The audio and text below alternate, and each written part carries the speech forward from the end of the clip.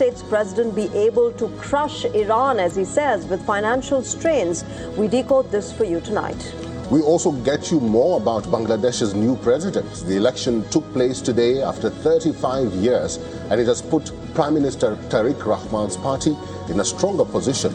Mirza Alamgir, veteran BNP leader, is now the 23rd head of state for Bangladesh. And while Pakistan is all set to honor 2 Indian doctors who had treated Muhammad Ali Jinnah, we get you all the details on the show today. But first, let's begin with all the segments and all the stories that have happened around the world on Global Pulse.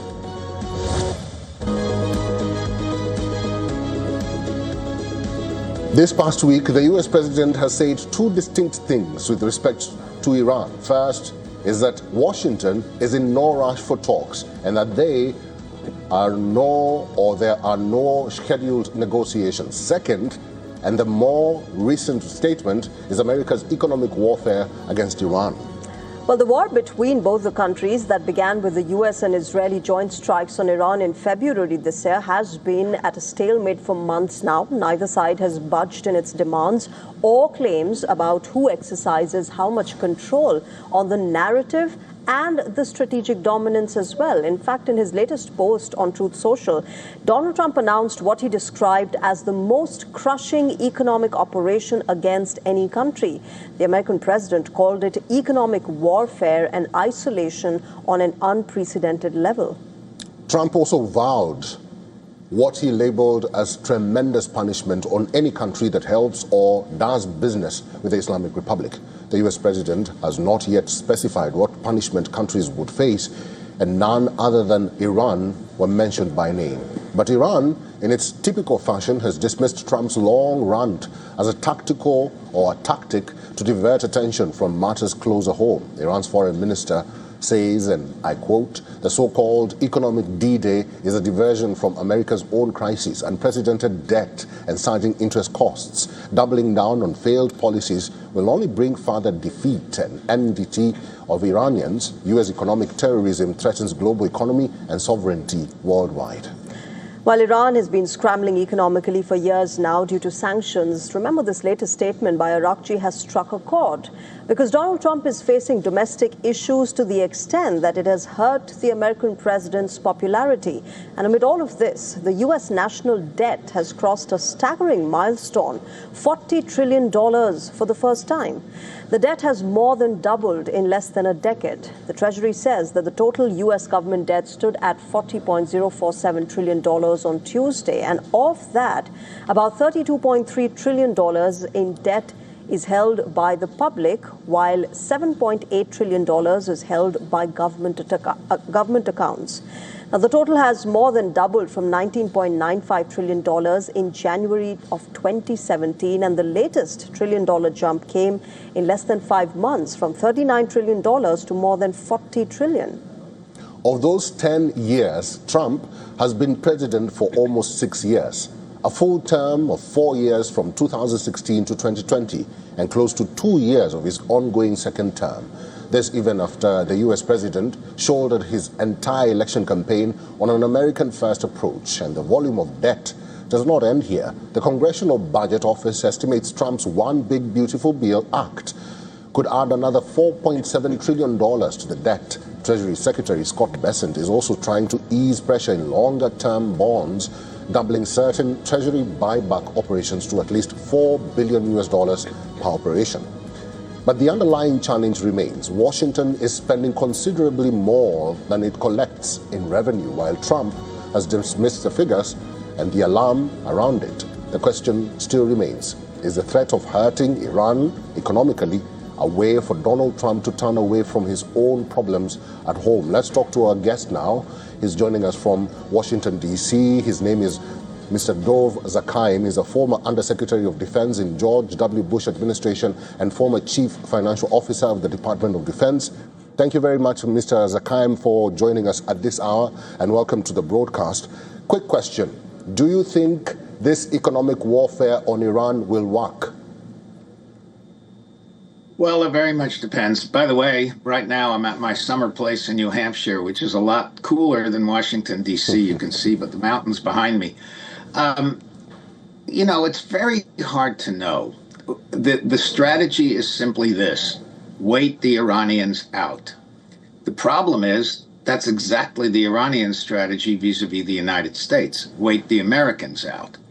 Our strategy is that eventually the economic strangulation will bring the government down, or at least get them to yield on nuclear weapons and other issues. Their strategy is the policy of simply causing inflation to continue to rise. It's not so much the debt that worries the average American. It's the inflation, the cost of petrol, the cost of food, those sorts of things. Their idea is that eventually this war will be so unpopular that the president will have to back down. So we're using economics, they're using politics. The strategy is exactly the same: wait the other side out. And quite frankly, it's not clear who's going to win. And the reason I say that, if I may, as you pointed out, the Iranian economy has been in trouble for quite some time. Moreover, they do have friends in North Korea, China, and Russia.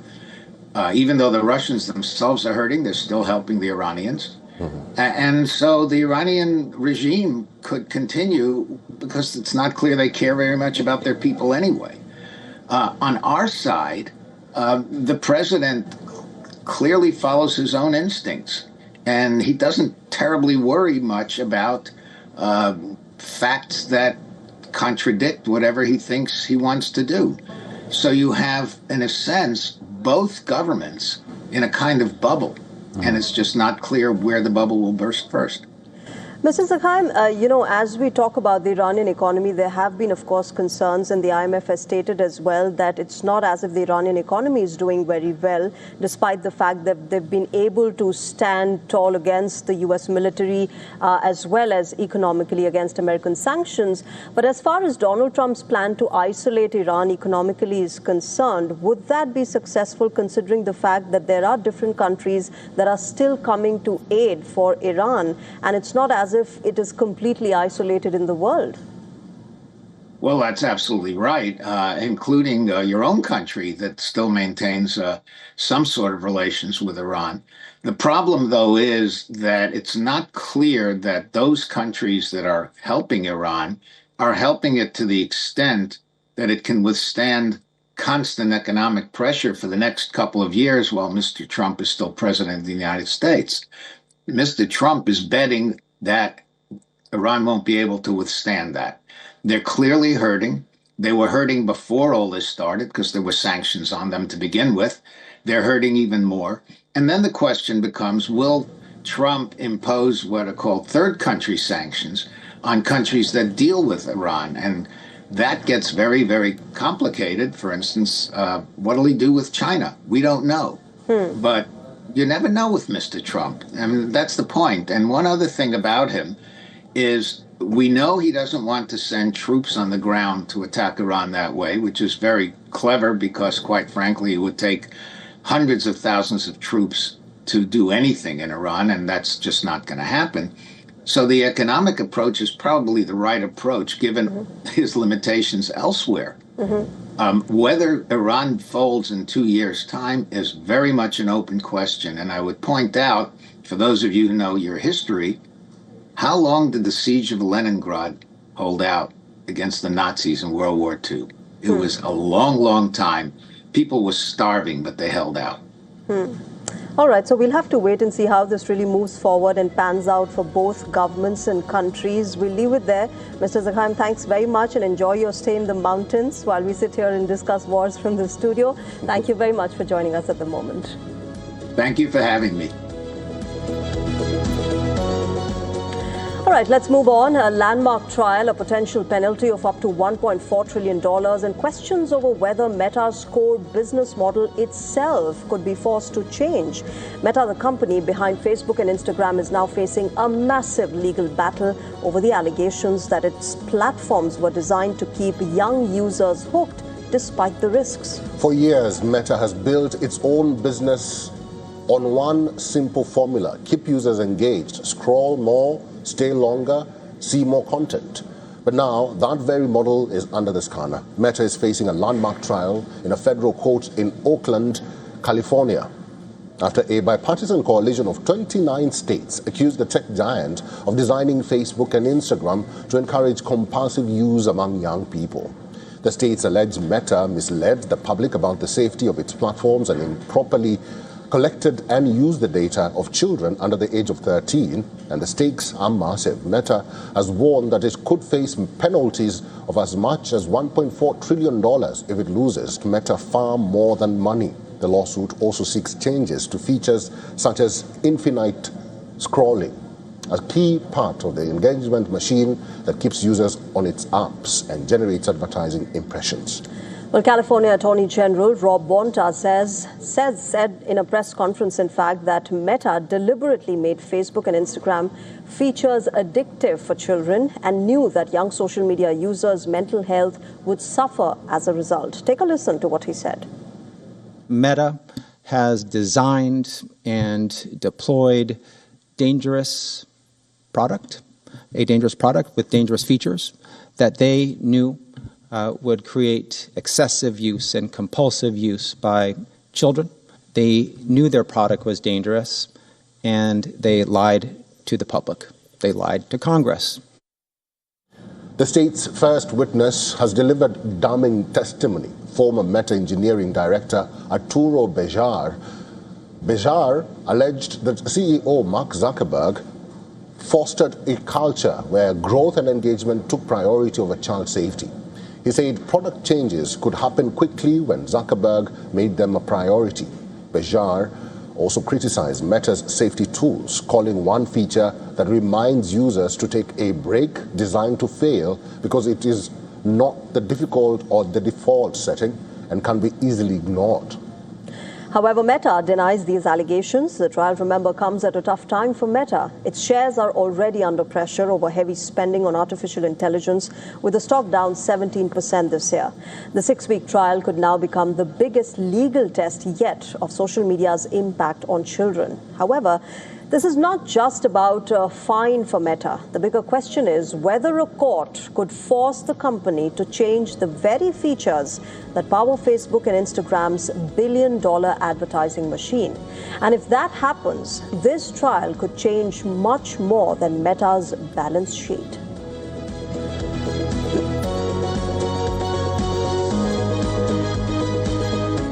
We'll talk more about Meta later. Stay tuned for the verdict. But let's move on now. An open and shut investigation by Israel's military into the actions of its own forces in Gaza has triggered massive backlash on several fronts. The case in question is from April 2024, at the height of blanket bombing by IDF across the Gaza Strip. Well, this incident investigated is of an IDF strike which killed 7 World Central Kitchen and aid workers. The military issued a statement that it will not open a criminal investigation into that incident. Ironically, the decision was announced on the World Humanitarian Day. Israeli rights groups say investigations into the killing of Palestinians rarely lead to indictments or convictions. And out of the 7 aid workers, remember, who were killed in that single incident, one of them was Australian citizen Zomi Francom. Following Israeli military's decision to shut the case, Australia has now lashed out at the decision.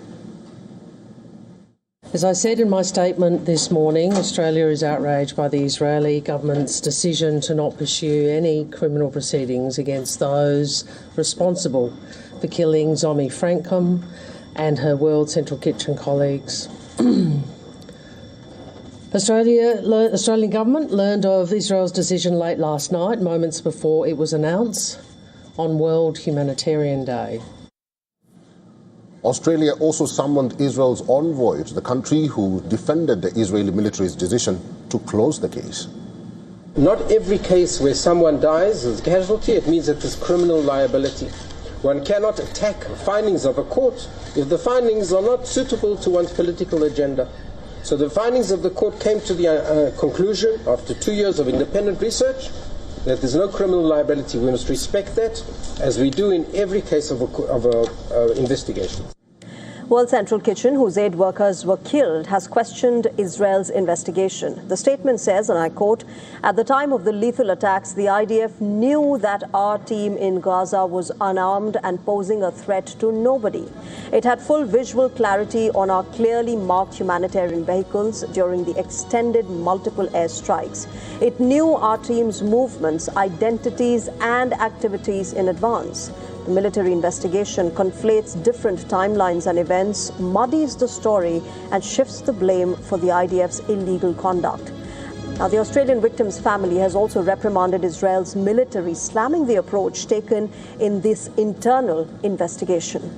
In a statement, Francom's family said, and I quote, "This was not a single instantaneous strike. Zomi and her colleagues deserve more than an internal opaque process that ends with a short statement by the Israeli military absolving their soldiers of criminal wrongdoing."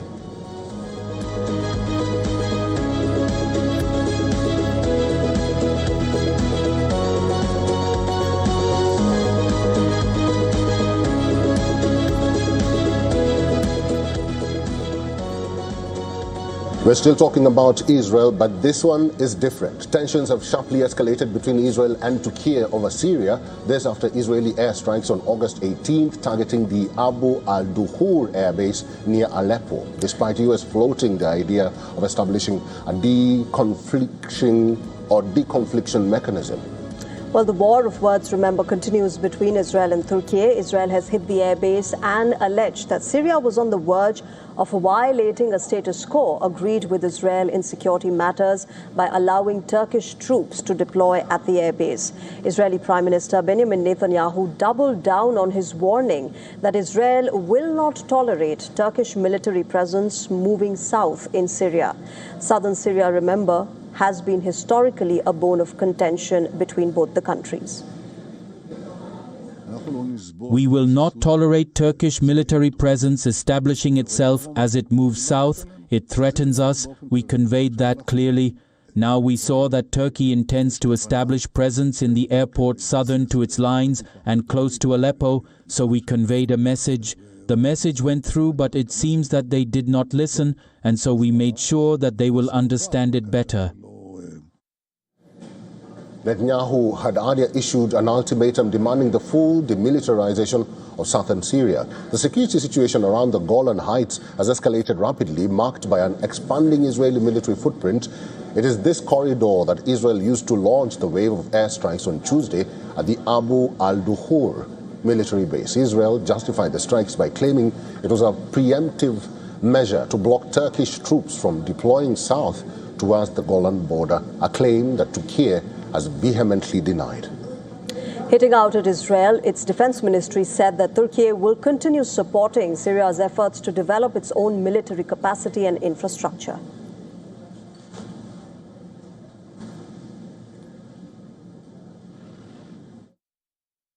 Our efforts and contributions towards preserving Syria's sovereignty and territorial integrity and helping it achieve stability and security will continue with determination.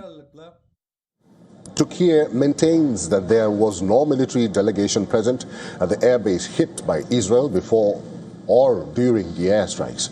Ankara called for the international community to take more concrete and effective measures against Israel's actions, which it said threatened regional peace and stability. In a statement, the Turkish presidency said, and I quote, "We are experienced enough not to fall into the trap of figures like Israeli Prime Minister Benjamin Netanyahu, who aims to undermine peace and stability in our region."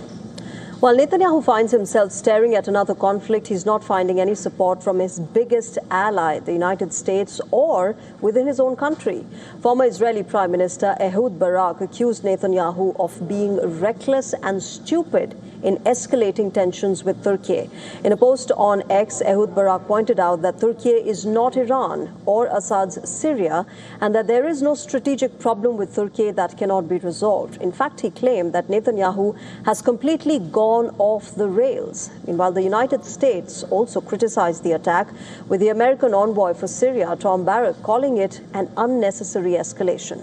U.S. Ambassador to Israel Mike Huckabee confirmed that Washington is setting up a de-escalation process and deconfliction mechanism. The diplomatic push aims to prevent future miscommunication and avoid an outright military confrontation between Israeli and Turkish forces. Turkey, which has NATO's second-largest army, has emerged as one of Syrian President Ahmed al-Sharar's main allies.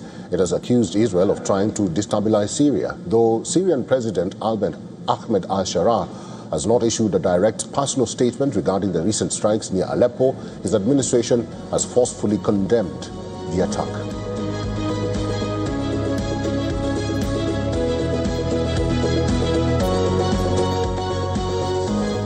All right, moving on now. The Houthi rebels are reportedly plotting to seize land along the Bab al-Mandeb Strait, which would allow them to further threaten the vital shipping artery. There had been a military build-up by the Houthis, remember, and that their plans were illustrated by repeated targeting of ports, docks, civilian infrastructure, ships, as well as government naval capabilities. The Yemeni government forces battling them near the waterway claim the rebels are planning to advance south from their current territory.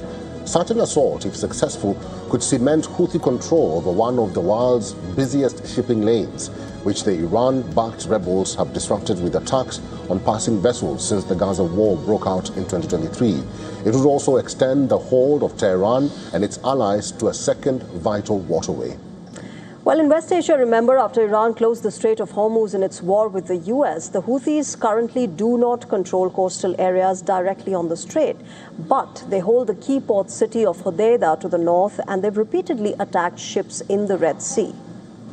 With Iran's closure of Hormuz, Bab el-Mandeb has gained increased importance as a transit route for Saudi oil. The narrow waterway connects the Red Sea and, via the Suez Canal, the Mediterranean to the Indian Ocean. In recent weeks, the rebels have launched their deadliest attacks in years on Yemeni government forces. They have also begun targeting Yemen's port city of Mocha, which lies close to Bab el-Mandeb, as well as military sites near the strait and government-controlled islands in the Red Sea.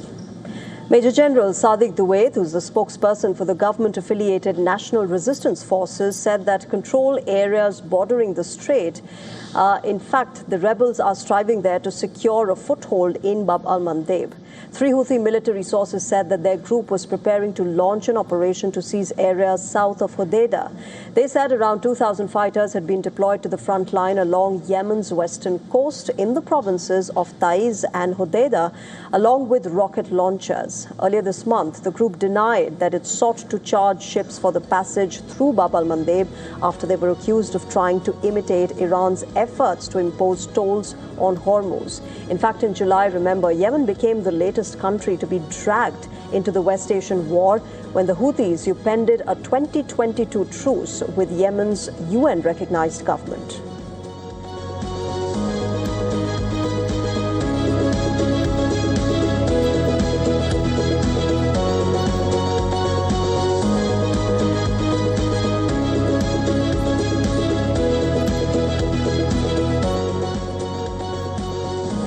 Thank you for staying with us. You are watching Race to Power on WION The World is One. We'll take a quick break. We'll be right back.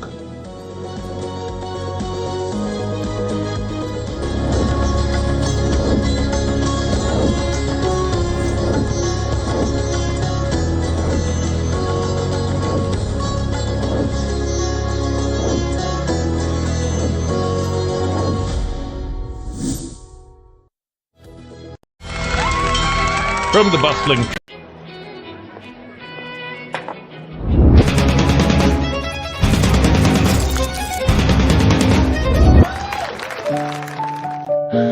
No matter what your day throws at you, stay in the spa state of mind with the Kohler Spa at home. The Israeli drone is above our heads all the time in Lebanon. Around 169 buildings have been totally reduced to rubble. Every time there's a warning, they just come to this public area where there are around 200 tents, and they reside for a while, and then they go back to their homes. Some of the Lebanese people enjoying their times, and some others forcibly displaced. From the southern suburb of Beirut, I'm Ravi Francis for WION The World is One.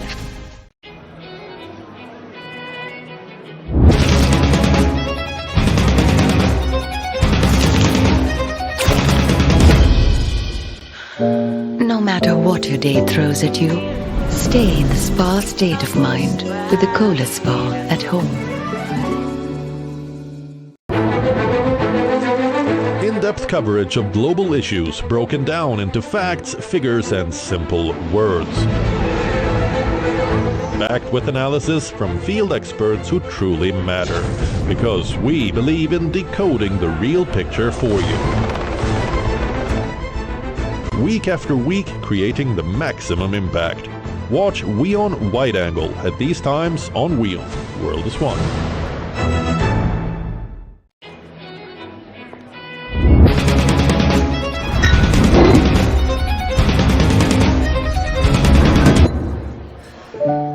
No matter what your day throws at you, stay in the spa state of mind with the Cola Spa at home.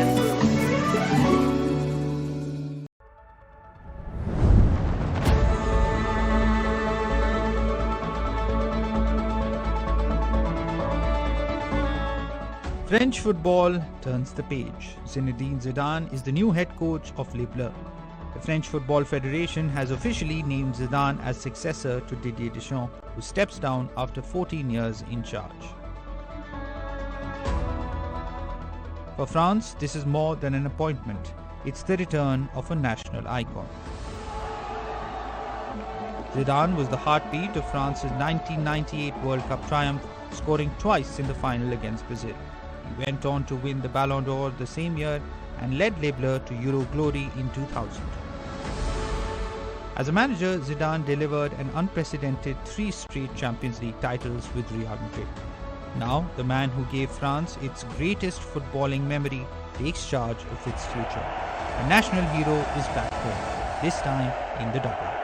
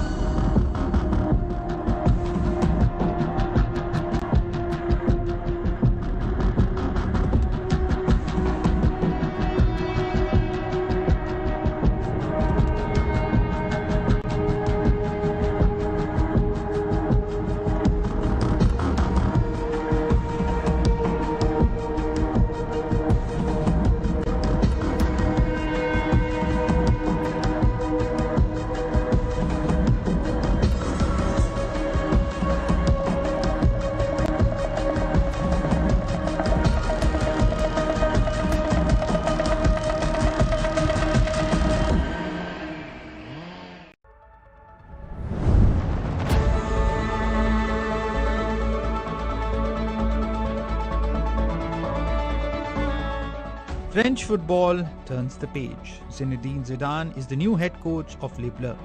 The French Football Federation has officially named Zidane as successor to Didier Deschamps, who steps down after 14 years in charge.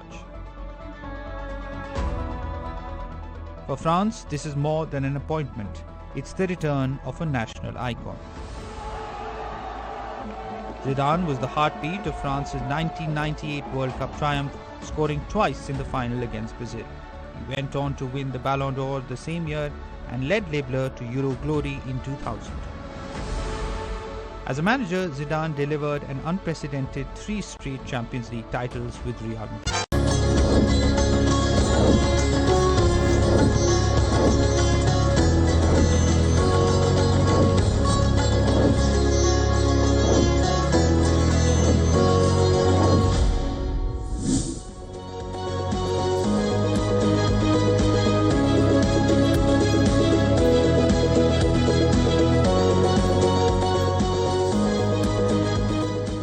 Welcome back and thank you for staying with us. You are watching Race to Power on WION World is One. Time now for Asia Watch.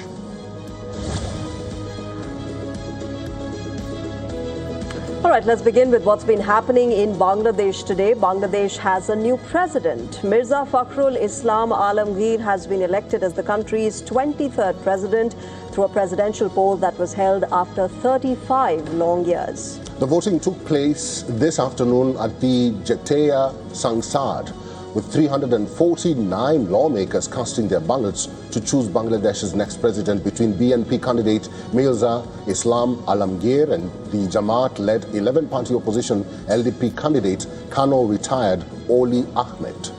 255 votes went in favor of Mirza Fakhrul, while 88 votes were cast for Colonel Ahmed. The victory of Mirza was expected since the BNP holds a 247 majority in the parliament as opposed to 90 of the opposition alliance. Others are independents or allies of the BNP. Now, as per Article 10(1) of the 1991 Presidential Election Act of Bangladesh, the president was elected by votes cast by members of the parliament. The CC requested MPs to sign their full names while casting ballots. Acting President Hafizuddin Ahmad cast his vote, who was then followed by Prime Minister Tariq Rahman and the Chief Whip Nurul Islam Moni, the leader of the opposition, and Jamaat Chief Shafiqur Rahman, Opposition Chief Whip Nahid Islam, and the National Citizen Party MPs also joined in. So who is Mirza Fakhrul Alamgir? Well, born on the 26th of January in 1948, Fakhrul spent his early time in Thakurgaon town. He later obtained bachelor's and master's degrees in economics from the University of Dhaka. He also taught at Thakurgaon Government College and served as chairman of the Thakurgaon municipality in 1988 as an independent candidate before entering national politics. He then joined the BNP in early 1990s and contested his first national elections in 1991. The next year, he was appointed as president of Thakurgaon District BNP unit. He was a member of the parliament for Thakurgaon 1 constituency between 2001 and 6. In fact, his father served here several times as MP as well. He is the incumbent Secretary General of the Bangladesh Nationalist Party since 2016.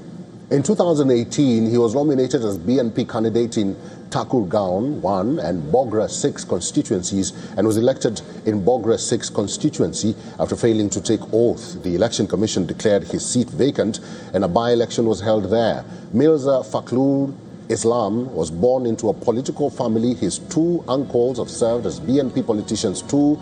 The new president will have a tenure of 5 years as head of the state. With a monthly salary of 120,000 Bangladeshi taka, which is tax-free.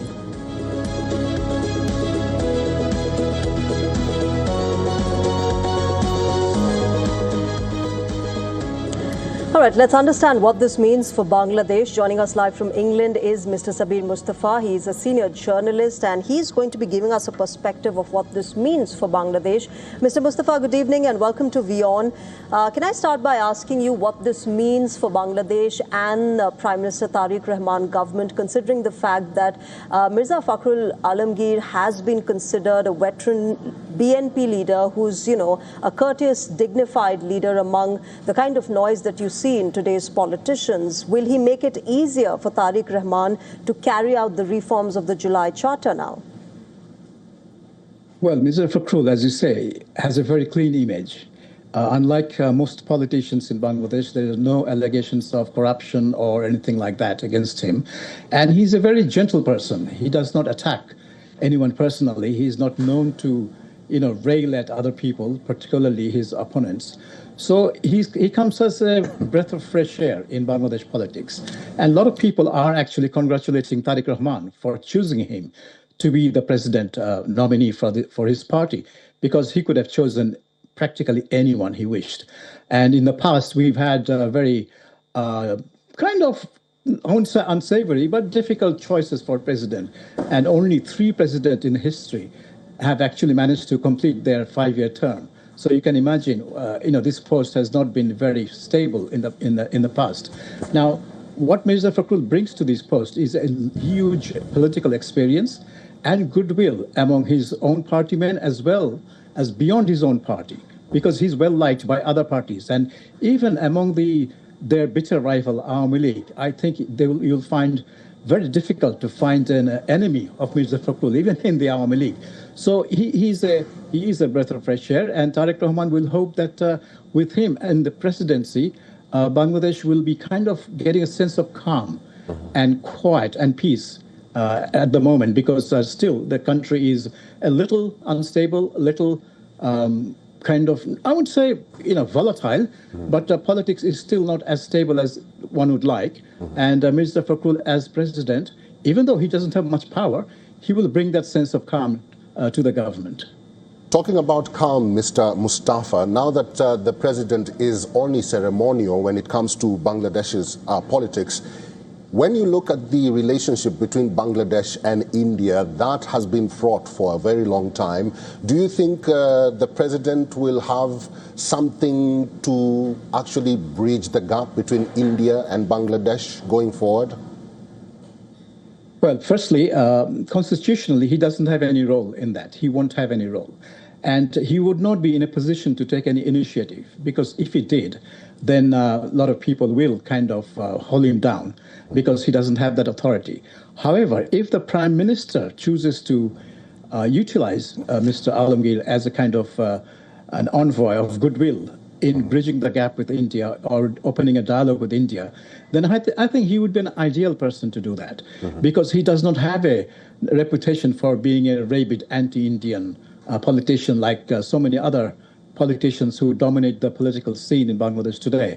So he's a moderate on all aspects. He's known as a moderate, and a man of moderate temperament as well. So it all depends on whether the Prime Minister would want him to play a role. If the Prime Minister doesn't, then of course he cannot take an initiative on his own. That would be a violation of his kind of role and his oath. He can only do what the government asks him to do. So it will be useful if Tariq Rahman is, thinks of another person to kind of break the ice with India. Mirza Fakhrul would be an ideal person to do that, if Tariq Rahman so chooses. All right. Here's wishing the new president all the best in his future endeavors. And of course, peace and calm is the need of the hour in the entire world. Let's hope that comes in between the two countries as well. Thank you, Mr. Mustafa, for joining us tonight and sharing your perspective. Thank you. 2 Indian doctors are set to receive Pakistan's highest civilian honor, the Nishan-e-Imtiaz Award. But here's a twist. The 2 doctors are being awarded posthumously for something that they did in 1946, a year before the formation of independent India and Pakistan. In a post on X, Ehsan Iqbal, who's Pakistan's Federal Minister for Planning, Development and Special Initiatives, said that the 2 Parsi doctors based in Bombay, now Mumbai, will be honored for keeping Pakistan's founder Muhammad Ali Jinnah's terminal illness diagnosis a secret during the crucial period before partition in 1947. In his post, Ehsan Iqbal noted that Dr. Jal Ratanji Patel and radiologist Dr. Jal Daiboku had examined Jinnah's X-ray in 1946 and had concluded that his tuberculosis had reached an advanced stage and he had only a year or 2 to live. But they maintained professional confidentiality about the seriousness of his illness. Pakistan's honor for Dr. Patel and Dr.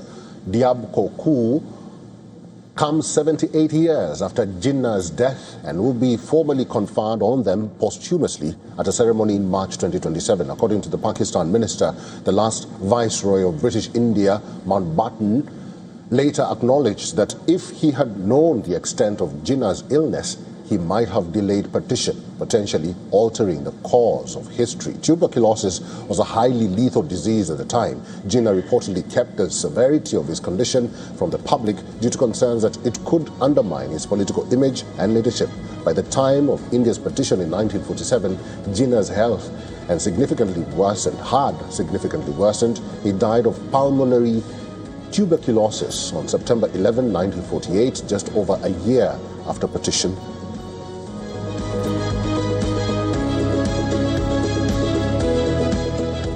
All right, shifting our focus now to what's been happening between America and South Korea. The US-South Korea drills have put Donald Trump on a slippery slope with North Korea's leader, Kim Jong-un. Pyongyang has reacted diplomatically and also militarily now, as both Japan and South Korea have reported missile launches from the north. South Korea's military says that North Korea fired 10 short-range ballistic missiles from an area near the capital. Earlier, Japan's government and Coast Guard also issued a statement suspecting a ballistic missile strike towards the sea. Japanese Coast Guard also said that the missile had fallen outside the country's exclusive economic zone in the sea. The military move by North Korea comes amid growing anger in the country over continuing military exercises between the US and South Korea. The North Korean leader's sister has said that Pyongyang is more focused on the fact that the annual military exercises are still continuing. The statement comes as a reaction to US scaling down drills in South Korea at Trump's direction. A part of the long statement by Kim Jong-un's sister reads, and I quote, "Reducing the scale or duration of the drills does not change the provocative and aggressive nature of such military exercises." US President Donald Trump, on his part, has touted his good relationship with the North Korean leader several times in the past 2 days alone. In fact, in an attempt to revive the so-called bond, Trump said that he plans to meet the leader later this year. I didn't like the fact that we're doing these massive military exercises really against North Korea. It was an exercise against North Korea. When I'm friendly with him, I don't see anything happening for certainly 2.5 years. It's not going to happen with me, but I don't see anything happening. Trump met the North Korean leader 3 times during his first term. Their last meeting was in 2019. The summits produced few tangible developments on the nuclear issue, and they haven't yet met in Trump's second term. The U.S. does not officially recognize North Korea as a nuclear state, but Donald Trump has publicly stated that Pyongyang has, quote, 57 very powerful nuclear weapons. It is unusual for a president to publicly offer a specific assessment of its stockpiles, but Trump's mention of North Korea nuclear weapons stockpile is in line with previous assessments by the U.S. government and think tanks that Pyongyang had an arsenal of 50 to 60.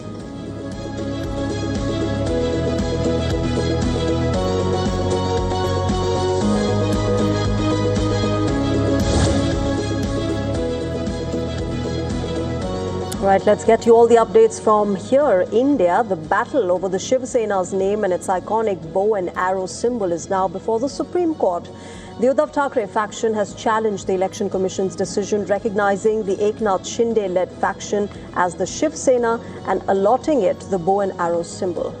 Appearing for the Uddhav camp, senior advocate Kapil Sibal has made a strong constitutional argument. He told the Supreme Court that if the legislative majority is allowed to take over the identity of the political party, you will bring back split through the back door. The Thackeray faction is now seeking either the Shiv Sena name and the bow and arrow symbol, or failing that, a freeze on both. At the center of this legal battle is a 10th schedule of the Constitution, India's anti-defection law. The Shiv Sena split goes back to June 2022. Eknath Shinde and a majority of Shiv Sena MLAs rebelled against then Chief Minister Uddhav Thackeray.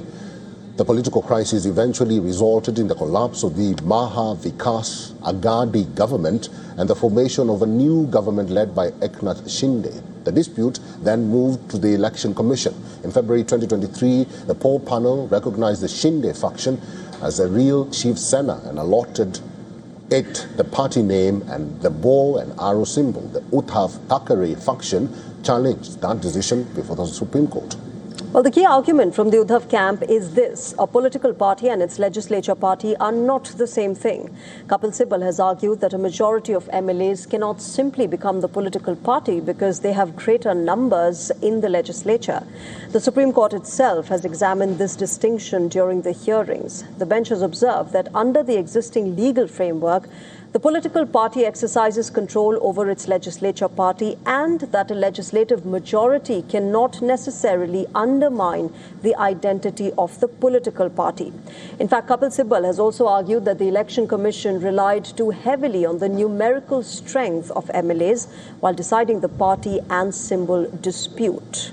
So what does split through the back door actually mean? For that, we need to understand the 10th schedule. The anti-defection law was introduced into the Constitution in 1985. It provides for disqualification of elected representatives who voluntarily give up membership of their political party or vote against the party direction, subject to specified exceptions. But there was once an important exception. A 1/3 split in a legislature party could protect defecting legislators from disqualification. That provision was removed through the 91st Constitutional Amendment in 2003. Today, the key protection is in a case of a merger. And for a merger to qualify, at least 2/3 of the members of the legislature party must agree to it. Well, the Uddhav camp has therefore asked the Supreme Court of India to recognize its claim to the Shiv Sena name and the bow and arrow symbol. Our principal correspondent Disha Yadav gets you this report with more details. Take a look.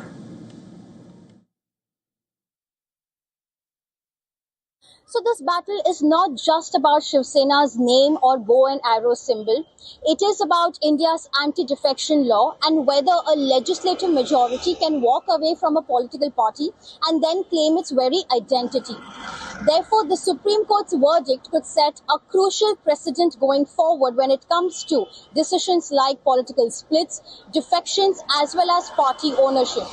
Though bow and arrow symbol may be at the center of the dispute for now, but the battle is over. Who owns the political identity behind it? This is Disha reporting from Mumbai for WION World is One. Let's head to southern India now. Andhra Pradesh IT Minister Nara Lokesh has dismissed opposition to proposed data centers in Visakhapatnam, calling it a concerted misinformation campaign. Well, replying to a question by Janasena MLA in the Andhra Pradesh Assembly, Nara Lokesh labelled the opposition to data centres as politically motivated and baseless. He asserted that the state has achieved its target of securing 6.5 gigawatts of data centre capacity without compromising environmental safeguards. In fact, the IT minister called data centres crucial to ensure data security and digital sovereignty. As AI becomes deeply embedded across everyday smartphones, operating systems, and enterprise tools, immense volumes of sensitive data are generated daily. Storing and processing this data on domestic soil is vital to ensure data security and insulate India's digital economy from shifting geopolitical dynamics. On our soil,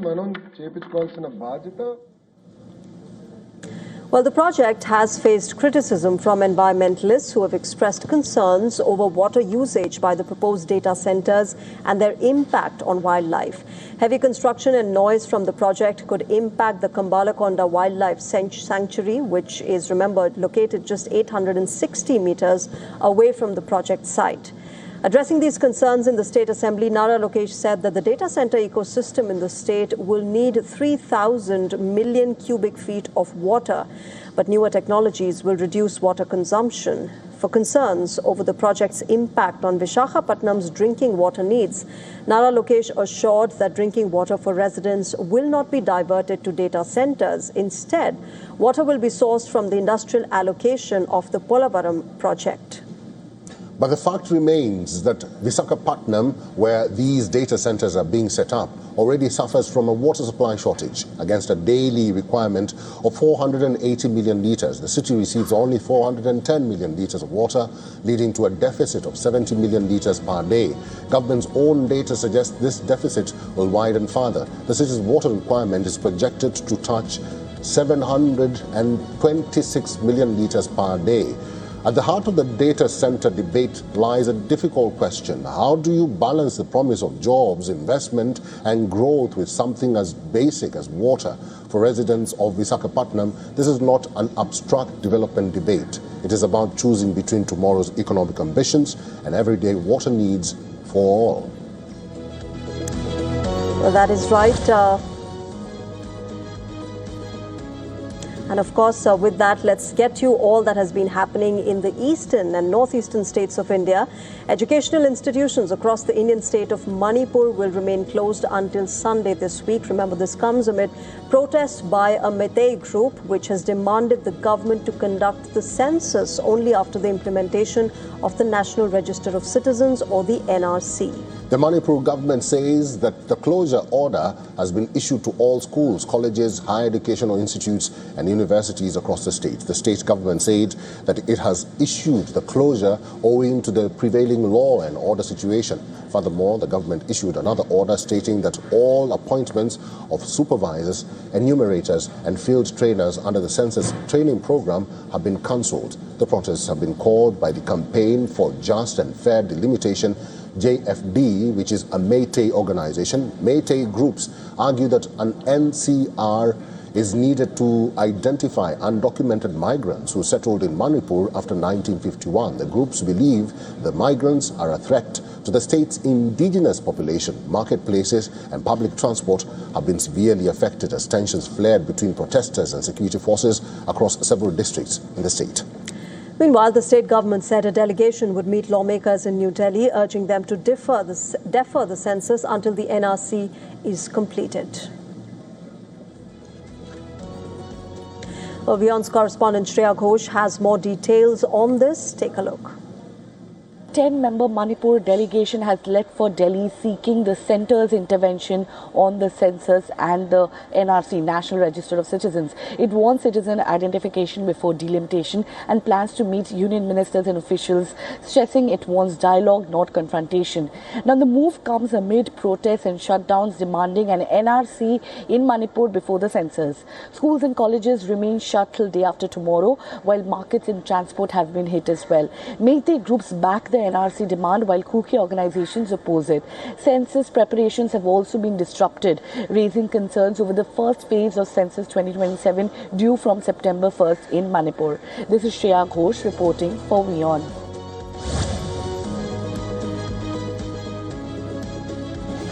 Meta is under growing scrutiny over one uncomfortable question.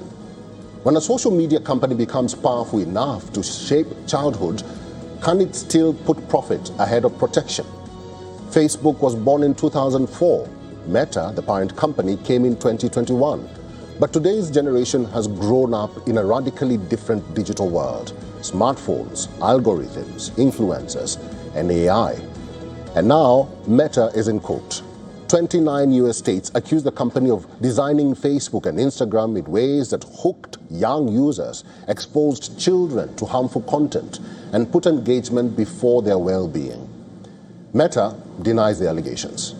But this is not just about one lawsuit. Across the United States, Meta is facing multiple legal battles over child safety, alleged social media addiction, and its business practices. And that raises a bigger question. Are today's guardrails strong enough for the world we've created? Social media is not going away, but removing harmful content after the damage is done is one thing. Designing platforms to prevent that harm in the first place is another. Meta says it has invested heavily in safety, including tools for parents, age protections, and technology to detect child exploitation.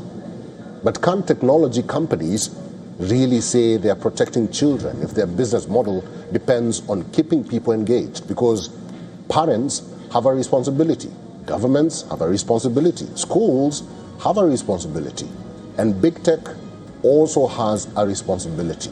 Children are not clicks, they're not engagement metrics, they're not advertising inventory, they are the next generation.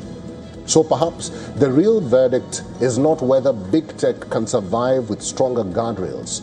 It's whether our children can thrive without them.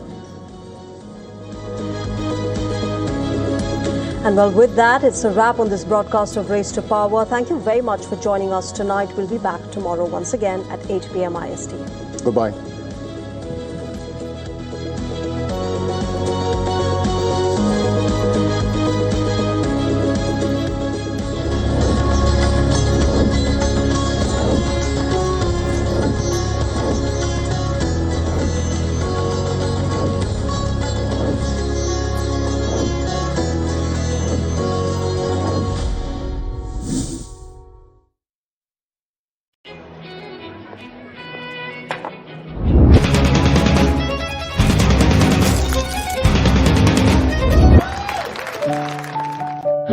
No matter what your day throws at you, stay in the spa state of mind with the Cola Spa at home.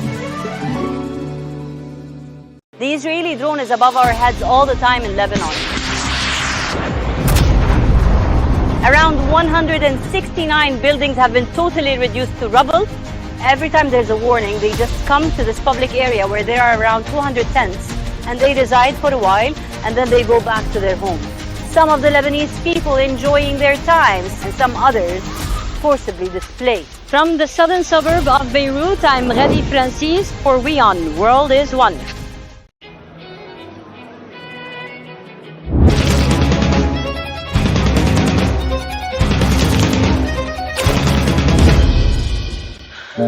No matter what your day throws at you, stay in the spa state of mind with the Cola Spa at home.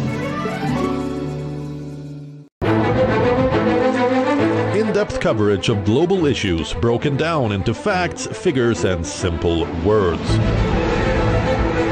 backed with analysis from field experts who truly matter, because we believe in decoding the real picture for you. Week after week, creating the maximum impact. Watch WION Wide Angle at these times on WION World is One.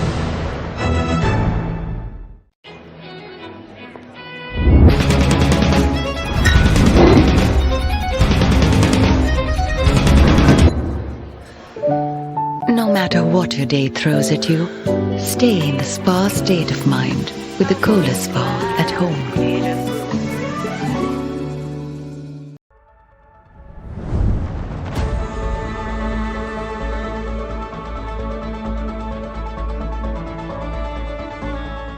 French football turns the page. Zinedine Zidane is the new head coach of Les Bleus. The French Football Federation has officially named Zidane as successor to Didier Deschamps, who steps down after 14 years in charge.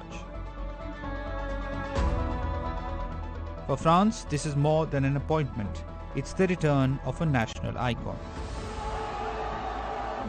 Zidane was the heartbeat of France's 1998 World Cup triumph, scoring twice in the final against Brazil. He went on to win the Ballon d'Or the same year and led Les Bleus to Euro glory in 2000.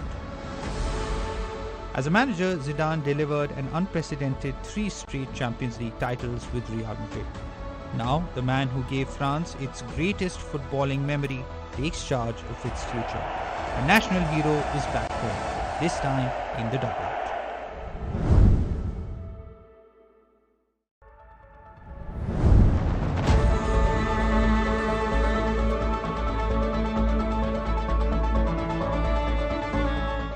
French football turns the page. Zinedine Zidane is the new head coach of Les Bleus. The French Football Federation has officially named Zidane as successor to Didier Deschamps, who steps down after 14 years in charge. For France, this is more than an appointment. It's the return of a national icon. Zidane was the heartbeat of France's 1998 World Cup triumph, scoring twice in the final against Brazil. He went on to win the Ballon d'Or the same year and led Les Bleus to Euro glory in 2000. As a manager, Zidane delivered an unprecedented 3 straight Champions League titles with Real Madrid. Now, the man who gave France its greatest footballing memory takes charge of its future. A national hero is back home, this time in the dugout.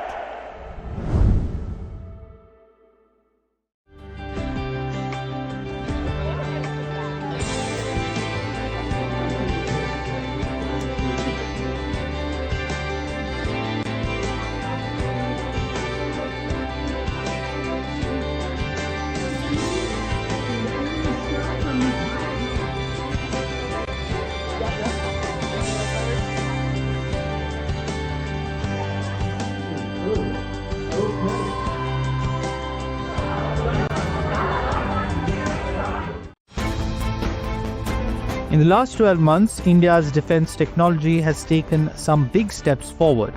INS Mahendragiri is bringing stealth, sensors and networked systems to the sea. Rustam is giving the forces an unmanned eye that can stay aloft for hours. And INS Malwan is designed to hunt submarines in shallow coastal waters. How do you stop a swarm of drones? That is where Bhargavastra comes in. India's indigenous counter-drone system is designed to detect and deal with unmanned aerial threats, including multiple drones approaching a protected area. But the threat is not always in the sky. Out at sea, India needs warships that can see first. Commissioned this year, Mahendragiri is the 6th Project 17A stealth frigate to join the Indian Navy. Mahendragiri's design is intended to reduce its signature, making it harder for an adversary to detect and track. Developed by the Aeronautical Development Establishment, Rustam is an indigenous family of medium-altitude, long-endurance unmanned aerial vehicles developed for the Indian Armed Forces. Commissioned in July 2026 at Karwar, INS Malwan is the 2nd Mahi-class anti-submarine warfare shallow watercraft to join the Indian Navy. Built by Cochin Shipyard, the vessel has more than 80% indigenous content, a sign of how much of the technology and engineering behind India's naval capability is now being developed and integrated at home.